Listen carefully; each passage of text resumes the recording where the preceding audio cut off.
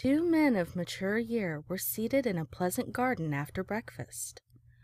One was reading the day's paper, the other sat with folded arms, plunged in thought, and on his face were a piece of sticking plaster and lines of care.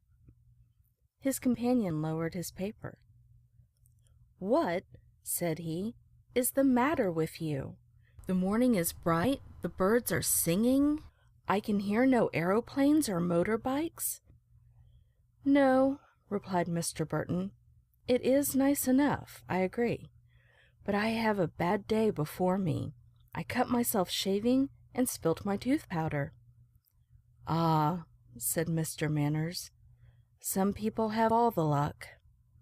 And with this expression of sympathy he reverted to his paper. "Hullo!" he exclaimed after a moment. "Here's George Wilkins dead. You won't have any more bother with him, anyhow." "George Wilkins?" said Mr. Burton, more than a little excitedly. "Why, I didn't even know he was ill." "No more he was, poor chap. Seems to have thrown up the sponge and put an end to himself.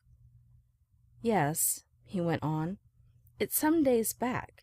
This is the inquest. Seemed very much worried and depressed, they say." "What about, I wonder? Could it have been that will you and he were having a row about?" "I don't know," said Mr. Manners. "He was a man, I thought, who did take things hard. They rankled. Well, I'm sorry, though I never saw much of him. He must have gone through a lot to make him cut his throat. Not the way I should choose by a long sight. Ugh! Lucky he hadn't a family, anyhow. Look here, what about a walk round before lunch? I've an errand in the village."